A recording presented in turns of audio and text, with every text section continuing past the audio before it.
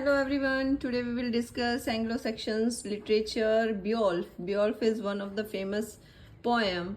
It is written in 3182 lines. 3182 lines. Important facts बता रही हूँ यूजीसी नेट के पॉइंट ऑफ व्यू से. कितनी लाइन्स हैं Beowulf में? 3182 लाइन्स हैं. नियर अबाउट 7th और 8th सेंचुरी के अराउंड ये लिखा गया था. It is considered the first great work of English literature. Great work of English literature. It was written in Old English. Old English कौन सी थी? एंग्लो सेक्शन के समय की. ठीक है. बियोल्फ में क्या बताते हैं? बियोल्फ इज अबाउट अ मोनेस्ट्रल ग्रैंडेल और बियोल्फ की स्टोरी है. बियोल्फ इसमें हीरोइक रोल प्ले करता है. वो एक दानव होता है ग्रैंडल, उसको मार देता है और उसके सिवा कोई भी ऐसा बंदा नहीं था कि जो कि उसको वैनिश कर सके, फिनिश कर सके, मार सके ग्रैंडेल को. तो उसको किसने मारा? बियोल्फ ने. और बहुत स्ट्रांग था बियोल्फ. और उसके बाद ग्रैंडल्स की मदर आ जाती है उससे बदला लेने के लिए. वो उसको भी मार देता है.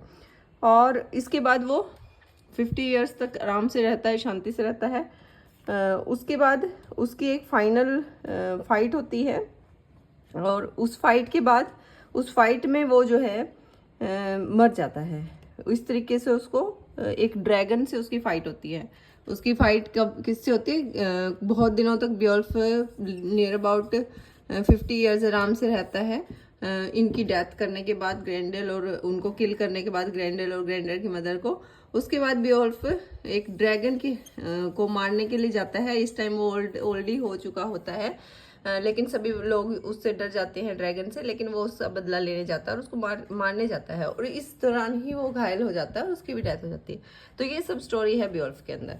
ठीक है. ये बहुत फेमस है बियोल्फ. पूछा जाता है, इसको डिस्कस किया जाता है. उस टाइम की अगर हम बात करें तो किंग कौन से थे वहाँ पर? किंग एल्फर्ड थे. किंग एल्फर्ड वेसेक्स के किंग थे. और विकिंग्स की फाइट हुई थी वहाँ पर. और डैनिश जो थे वो भी रूल कर रहे थे वहाँ पर. डैनिश जो वंश था वो उनका भी रूल आया वहाँ पर. तो ये ओल्ड जो है हिस्ट्री है. उसके बाद नॉर्मन कॉन्क्वेस्ट का अगर हम जिक्र करें, सबको पता है 1066 में हुई थी ये. इंग्लैंड से 7000 सिपाही लेकर विलियम आए थे. विलियम फर्स्ट आए थे. इंग्लैंड आए थे. 7000 सिपाही को लेकर आए थे. विलियम फर्स्ट आए थे. उस वहाँ पर कौन था? हारोल्ड गॉडविंसन था. हारोल्ड गॉडविंसन वहाँ का राजा था. ठीक है. और इन दोनों के बीच में फिर फाइट होती है. विलियम फर्स्ट जो है 7000 सिपाहियों के साथ उसके साम्राज्य में आ गया है, इंग्लैंड में आ गया है. तो हारोल्ड गॉडविंसन और विलियम की फाइट होती है. और इस दौरान हारोल्ड गॉडविंसन जो है वो बैटल ऑफ हास्टिंग जिसको बोल जाता है, वो बैटल ऑफ हास्टिंग उनके बीच होती है. और हारोल्ड गॉडविंसन उसमें हार जाते हैं. हारने के बाद जो एंग्लो सेक्शन था वो साम्राज्य समाप्त हो जाता है, एंड हो जाता है. और एंग्लो सेक्शन किसके साथ खत्म हो जाता है? हारोल्ड गॉडविंसन की डेथ के साथ जो एंग्लो सेक्शन पीरियड है वो खत्म हो जाता है. और एंग्लो नॉर्मन्स आ जाते हैं. अब क्या हो जाता है? एंग्लो नॉर्मन स्टार्ट हो जाता है.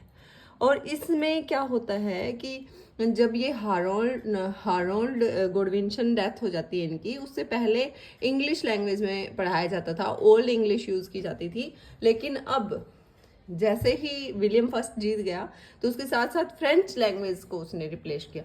फ्रेंच लैंग्वेज ने रिप्लेस कर लिया इंग्लिश लैंग्वेज को. ठीक है फ्रेंड्स.